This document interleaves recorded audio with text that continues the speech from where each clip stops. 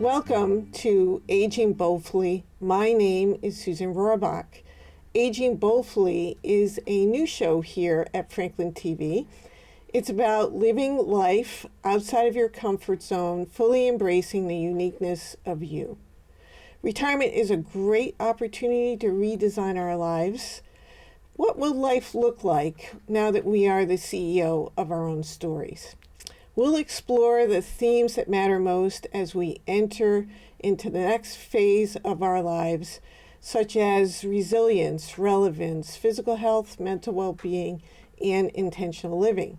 We'll be showcasing members from our community that are living with meaning, finding purpose, and overcoming obstacles. So stay tuned. We have a lot of great guests and discussions coming your way.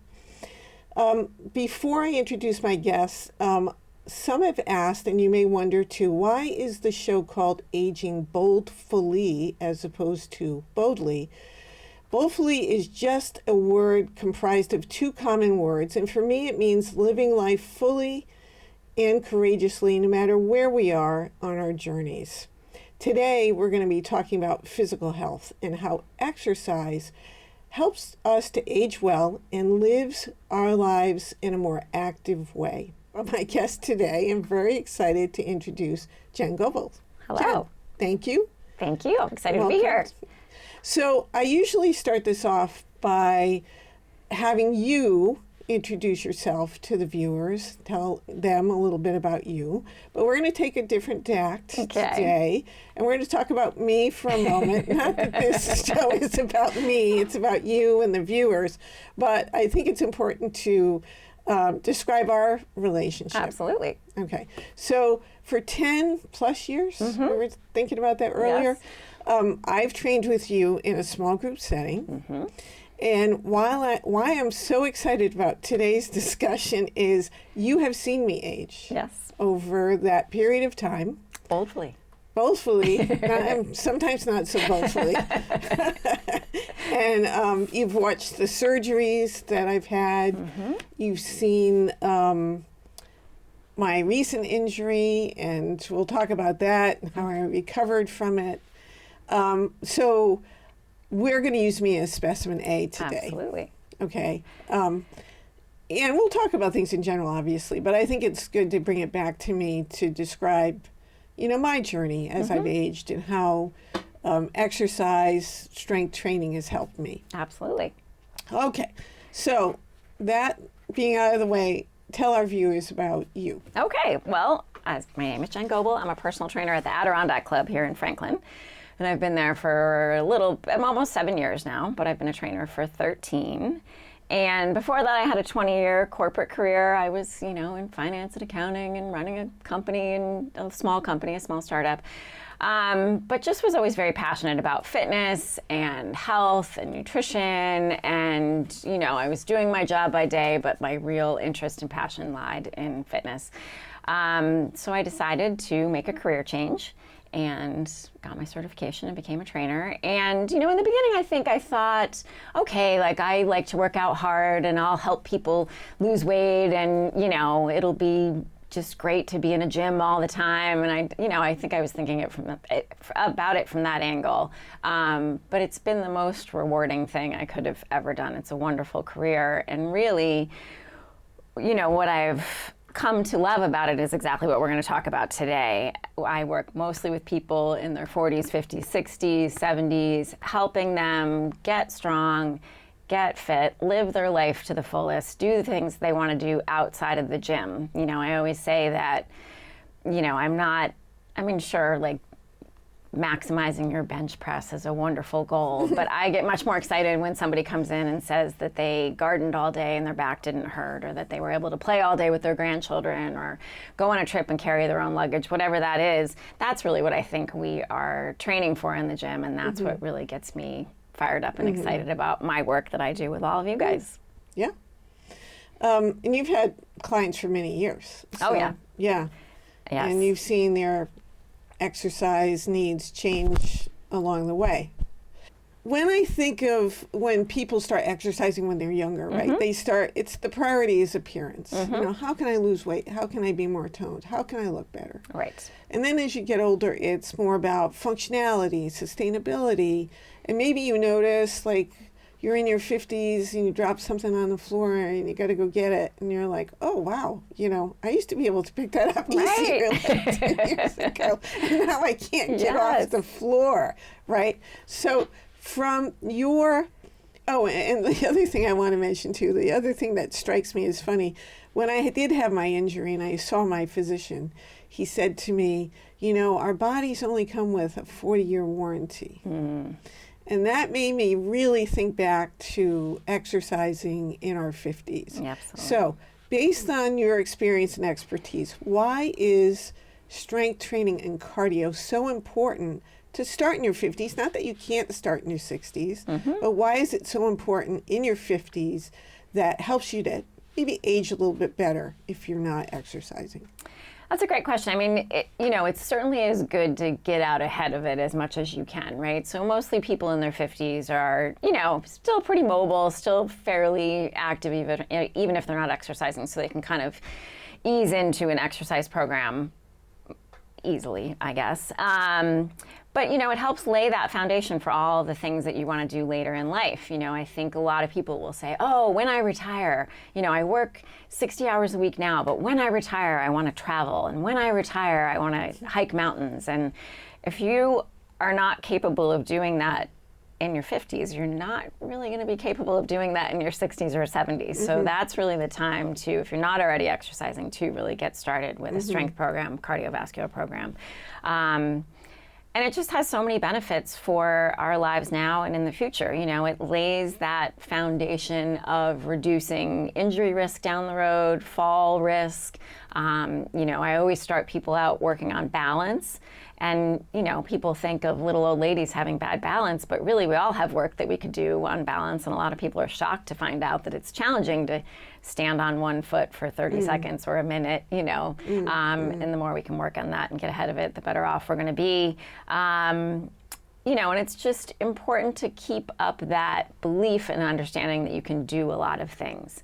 I think that society has taught us that it's a normal part of aging to do less and less, and to say I can't do that now because I'm in my 60s, and I shouldn't do that now because I'm in my 70s.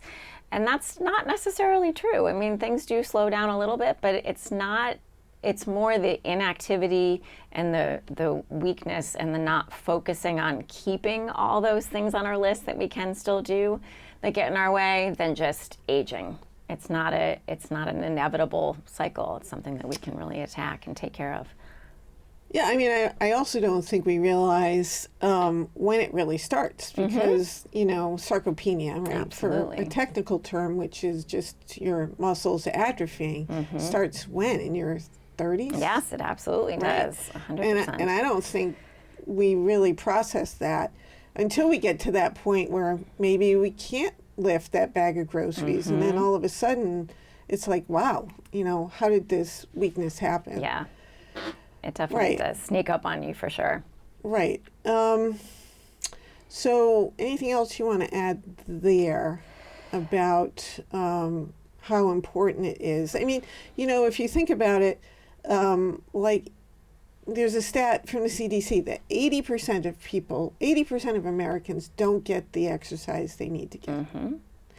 And I think, you know, they did some sort of analysis or research about people from their teens to their 70s that they were exercising 2 to 8 hours a day, and how that compared to people who didn't exercise and how much it lowered their risk for disease and death as they've gotten older. Absolutely. So, you know, the research and the statistics behind it are such that it's so important to try to get that head start when you're in your 50s. Yeah. And the Head Start, I think, is an excellent example. I mean, I think I see a lot of people who don't exercise and look at exercise as just a way to control weight, let's say, so, I don't have a weight problem, therefore I don't need to exercise. And sometimes those are the people later in life who really struggle with, falling frequently and getting injured and not being able to do the things that they want to do. So, that idea of getting ahead of it and building a head of steam and looking at exercise as a way to live your life fully and strongly for the rest of your life, and not just something to, keep you in a certain size pair of pants, or, that's the least interesting part to me of what I do for a living, is the weight loss part of it, because, it comes naturally as people exercise and maybe eat a little bit better and have some more fruits and vegetables in their lives. The weight loss does come, but it's really the amount of activity that you can maintain in your life, and just that strength that is the most powerful thing that we can keep in our lives as we get older. So let me get your take on this one. So what about people who are already thin, right? Do you think, they process, I still need to do this, or do you think they think I'm fit and I don't need to do it? I think society has taught them over the years that they're fit and they're good enough, because we've focused for so long on skinny. Right. And I really do see that changing, which is a wonderful thing. There's so much more information out there now about how important it is to maintain strength, muscle mass, grip strength, all the things that we see out there in the zeitgeist right now, I think are really helping, the efforts of what we're trying to do in the gym every day.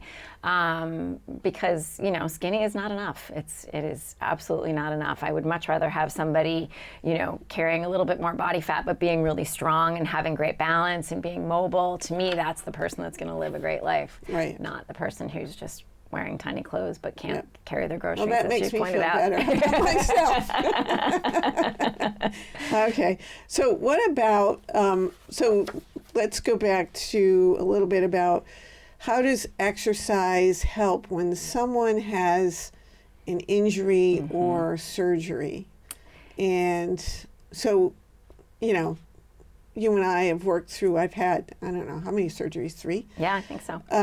Of, getting ready for surgery, and also recovering from surgery.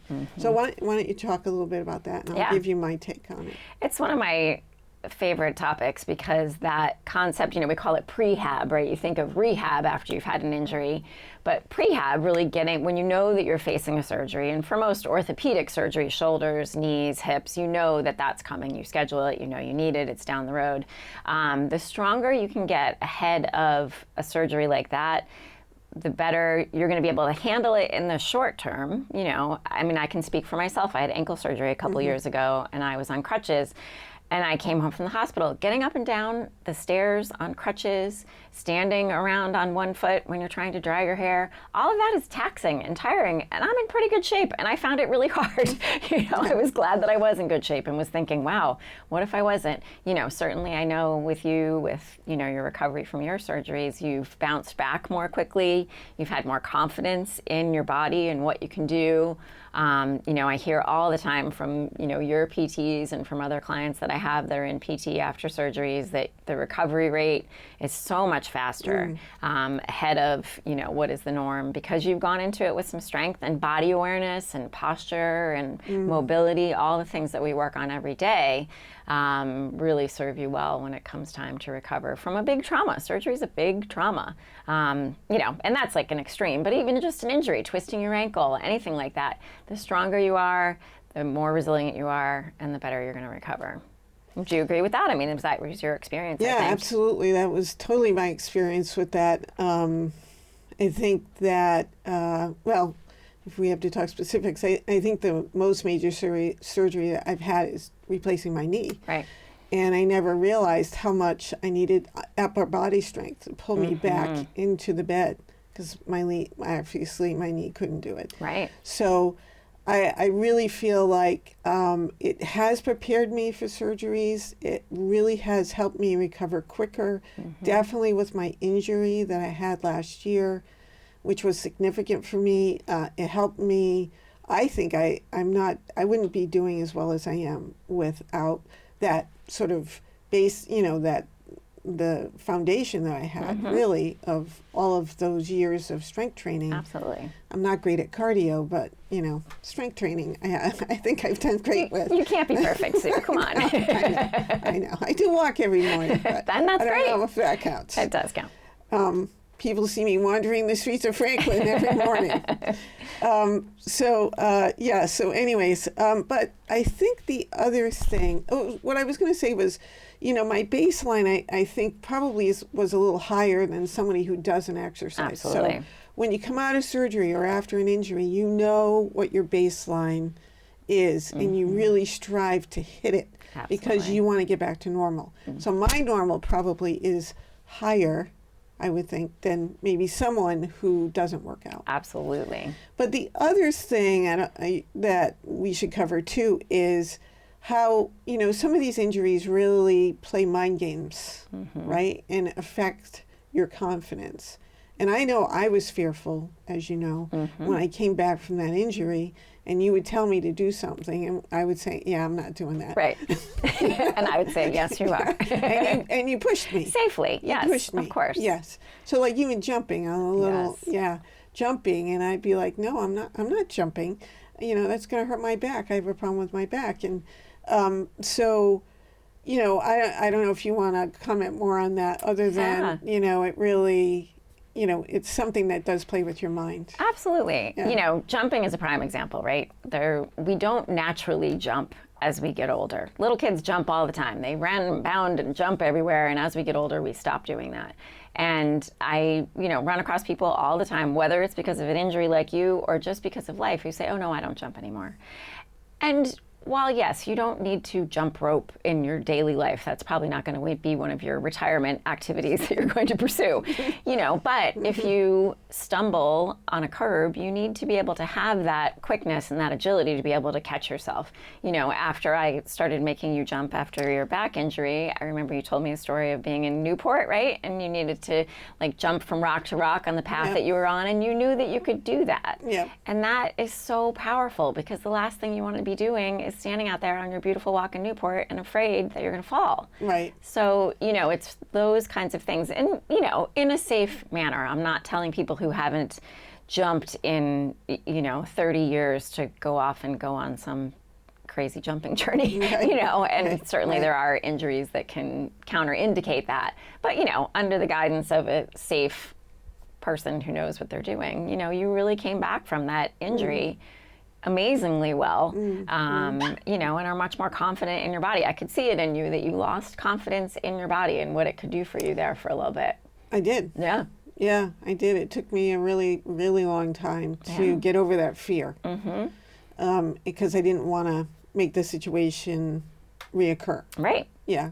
Of course. And, I think that goes with all kinds of injuries. I mean, the number of times that someone will say to me, like, oh, I can't come in today because my low back is sore. We can't talk about life and pain if we don't talk about low back pain. It's so common. And I always tell them, come in, just start moving. Just get up, come in, we'll stretch, we'll move. Because inactivity is the worst thing that we can do when we have injuries and pain. It's our natural instinct when we hurt to kind of shut down and not move around, because that's going to make it worse. But it's the worst thing we can do for ourselves is to stop moving. We need to keep moving. And, 99.9% of the time, with that encouragement and people coming in, they come in the door in pain, they leave feeling so much better just because they've moved around and exercised a little bit. Yeah. It's a miracle. So how does someone start this process? We can start from, okay, I've never exercised before. How do I start? So first of all, anything is better than nothing, right? So I think a lot of times people think they need to have this full big program and they need to be exercising. They read somewhere that they need to exercise, 5 days a week. And if they're not doing that, then, they're a failure.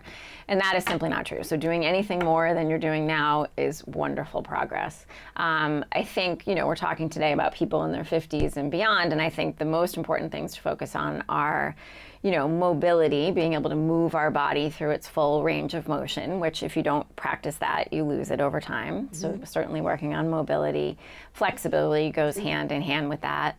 I think it's incredibly important to work on balance. The first piece of advice I give any new client is start standing on one foot when you brush your teeth, because we brush our teeth at least once a day, hopefully twice a day.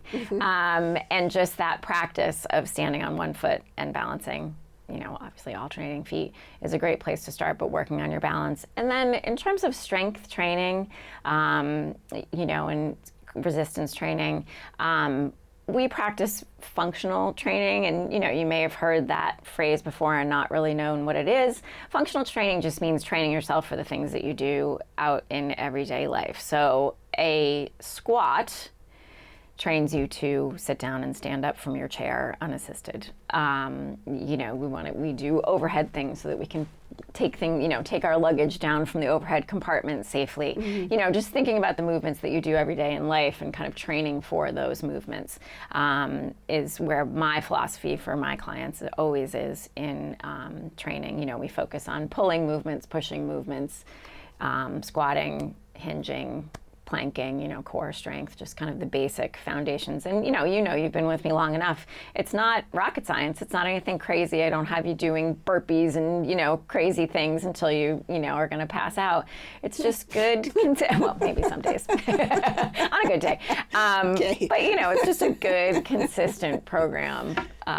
Will make you wonderful, wonderful progress. And then cardio. You mentioned cardio. Right. We all should be getting our heart rate up a little bit, getting a little bit uncomfortable, a little bit breathless. Half an hour, 2 or 3 times a week as a place to start is great. And for some people, that might be a walk. It might be a brisk walk. For others, it might be biking or, getting on a treadmill indoors or an elliptical or something like that. But finding things that you enjoy is a big part of it too. So just moving your body. Right. So, if I think of someone who starts from scratch, as you said, you could do some stuff, as you alluded to, in your house. Yeah. Just doing squats, getting yourself up and off the couch. Being inactive, sitting for, one of the stats is sitting for more than 8 hours a day. And, let's all be honest. We've done that occasionally. We're sitting here talking about exercise right now. No, that's called couch potato syndrome, isn't it? So, if you sit there for 8 hours a day and don't really move, it has some significant health issues on your brain, on your muscles, on your, blood your chemistry of your blood, all sorts of stuff. So they say even getting up and walking 2 minutes, if, that really improves, believe it or not, that makes a big difference. Absolutely. But as you said, you could start doing stuff at home, balance, squats, that sort of stuff. And then sort of what's the next step though? Like, okay, I want to get into a gym.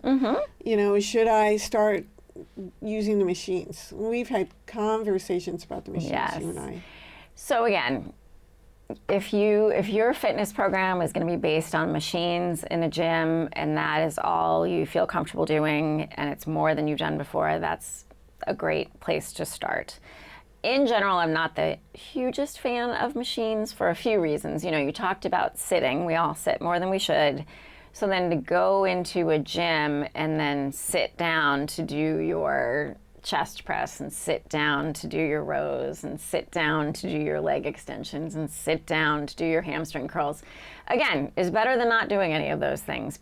But there's more effective ways to do it, and from your training experience, we do, we're always up and down off the ground and, stepping up onto things and moving around the gym and carrying things around. And that's much more the way we want to live our lives, right? So again, I'm not going to bash on machines, but if you have a choice or are making a conscious choice, I would much rather see people, working with dumbbells, kettlebells, as opposed to sitting down and working on machines. Right, and if you started with free weights, you don't have to start really heavy. No. You just start light. Absolutely. And then, like anything else, you establish some goals and up your weights on your kettlebells, dumbbells, whatever you're using. But as you said, I think, there are some people, obviously, it's sometimes hard financially to work out with a trainer. Right? So absolutely. There have to be other avenues here. But the benefits of working with someone like you in a small group setting, for me, is certainly you hold me accountable. Yes. You challenge me. you incorporate things that we don't really, I don't think it really clicks, like what your underlying motive is. Okay. Which is what you just talked about. Like you get down and you get up in between exercises. So that helps you with creating this muscle memory of, okay, I fell down. How do I get myself up off the ground? Absolutely. Right? Balance, you know, as you've discussed, grip strength. Yes, that's a which huge one. I think is a huge one, because that's when I realized, oh boy, I have a problem with my left hand. It's really weak compared to my right one. What's going on? And trying to, well, even if, well, the other thing I should mention too is working with you helps you figure out what areas of your body is weak. Absolutely. Or weak. Yes. And you may not realize that in your everyday life. So, for example, it's all about me today, That's so okay. go to me again. That's helpful. So my left hamstring is, like I can't pick myself up with my left leg if I have to use my hamstring. But my right one I can't. I didn't realize that until I started working out with you. So I think it highlights or emphasizes those areas that are weak that you have to focus on. Absolutely. And that circles back to the machine thing again. If you were sitting in a hamstring curl machine, pushing both of your legs down, you probably would have never even seen that discrepancy either. You know, and that's something that over time then goes up the line and can lead to, you know, other imbalances in your feet and your spine and all different kinds of things. So, you know, that's why we do as much single leg work as we do in the gym. And I think, you know, the other thing that comes from learning from someone is, you know, we help people with their posture all the time, with good form on how to, you know, lift appropriately. A lot of times people don't lift weights because they're afraid of hurting themselves. You're much more likely to hurt yourself from being weak than you are from lifting weights. But it is important to understand what good form is, to have somebody who knows what they're doing, have an eye on you, just to make sure that you're doing things, you know, properly, most efficiently, and to kind of help you out with that. But, you know, we work on posture, and that's so much more than just standing up straight, but it's like holding your body appropriately in space and moving appropriately out there in the world, to minimize the risk of injury too. So, you know, it is a wonderful thing to work with a trainer if you can, even just for a little bit, to kind of lay a foundation of how you can most effectively, you know, get started and make the most of your time in the gym. Right. So there was one other thing I was going to mention. Well, I was going to out my husband a little bit because I shouldn't mention this, but he's an engineer. You know, he wants those, you know, your routine to be everything on the ground first, and then we get up and then we do everything standing. Oh, interesting. So, yeah. You know, so I think it's important to get down and get up, get down and get up. 100%. You know, and also like, you know, you have to tell us what our routine is. We actually have to remember what to do and how to do it. So absolutely. And so there is a little brain challenge there tucked in. Yes, and you've talked about, you know, the importance in some of the other interviews that you've done of learning new things in retirement and how that is so important for our brain health. That holds true in the gym as well. I mean, getting into doing something that you didn't think that you could do, or getting into an uncomfortable position to do something and then figuring out how to get out of that and knowing that you did it and being proud of yourself. Those are all incredibly wonderful things for your brain health. And we would be wrong if we didn't mention the sense of community that comes from exercise too. I mean, how many friends have you made in the gym? Yes. A lot. You know, and and you laugh together and you laugh at how hard things are. Laugh at you. And you laugh at me, which is wonderful. And you know, it's such I mean, that's the part of my job that I love the most, is all of you guys. You make my day great every day. Because we do have a good time, you know. Well, we are usually plotting a coup. So it's all right. Don't worry about it. You haven't succeeded yet, so I'm pretty comfortable. Succeeded. Yes. Okay. We'll have to work on that one. Yeah. All right. So what do you think is what would be your takeaway today from us in our discussion? Just to get started and be consistent. It doesn't have to be perfect.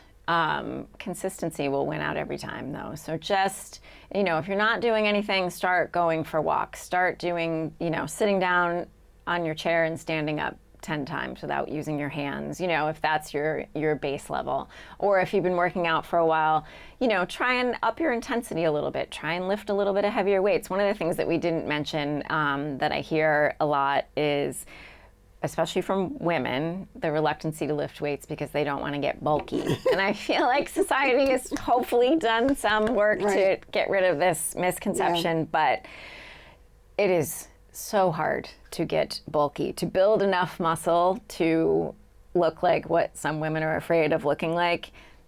Takes a lot of work and a lot of intentional movement. You're not going to accidentally get bulky. I think you can speak to that. You've been lifting weights for 10 years and your biceps still fit well within your sweater. You're doing good. Yeah. No, I mean, certainly, I think it's body type too. Yeah, I think some for sure. people naturally, and then there are others who, as you said, you'd have to work at it, like in the gym a lot. Yeah.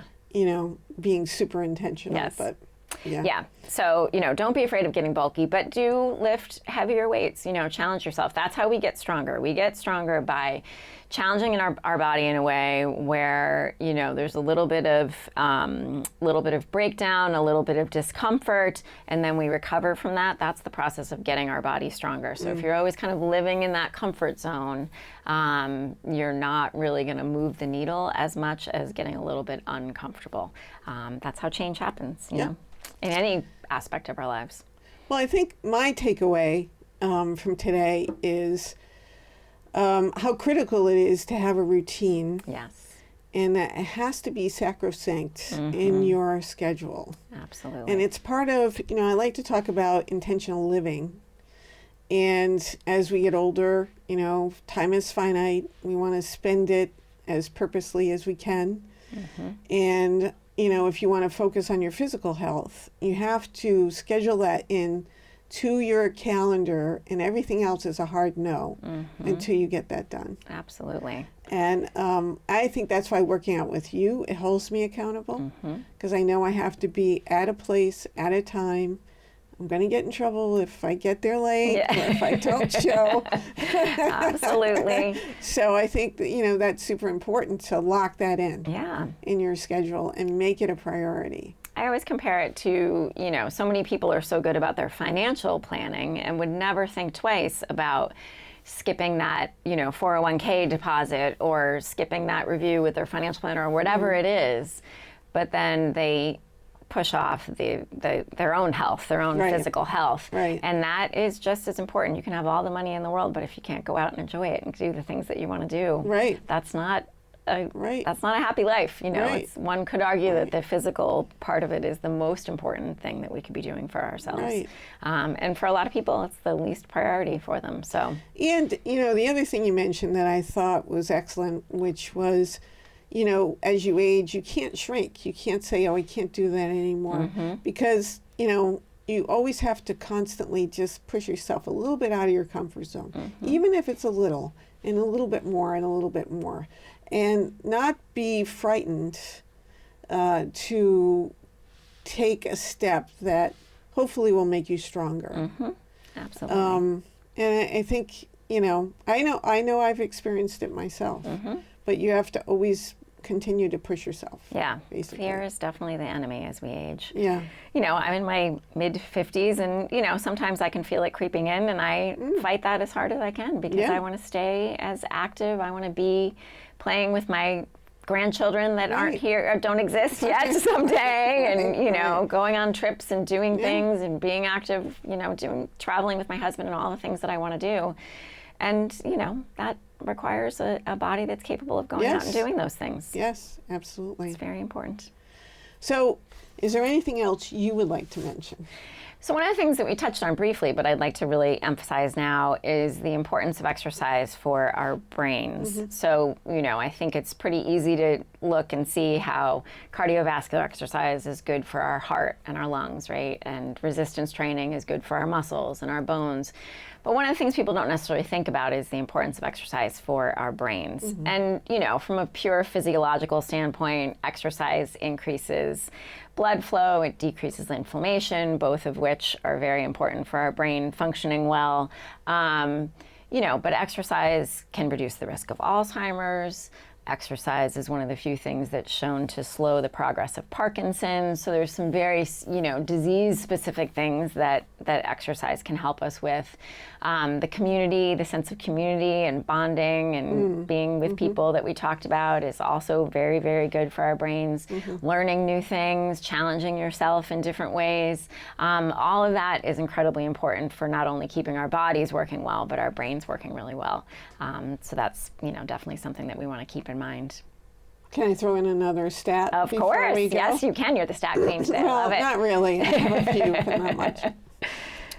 So in terms of Alzheimer's and mild cognitive impairment, as you've alluded to, I think maybe 2018 or so, the Academy of Neurologists put out a recommendation to other neurologists that exercise is the key to either delaying or preventing mild cognitive impairment, which is the precursor to Alzheimer's. Correct. So that is spot on to what everything you just reinforced there. Absolutely. Yeah. And, much like you mentioned with being strong going into a surgery, I have a client right now who has Parkinson's, and he's doing so much better than he would be because he has fitness in his life and has been exercising for quite some time.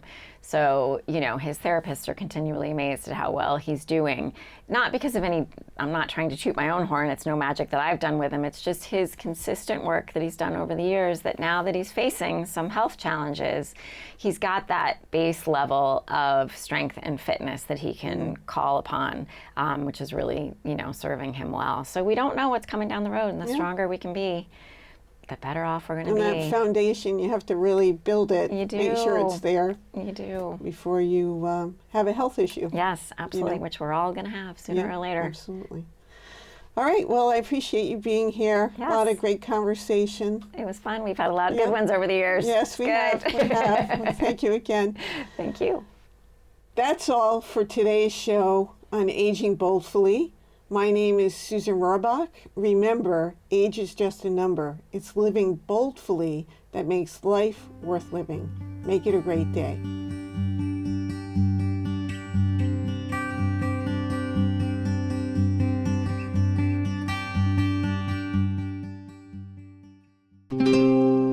This program was made possible by your Franklin friends and neighbors, good folks just like you. Thanks for supporting Franklin TV. And thanks for watching.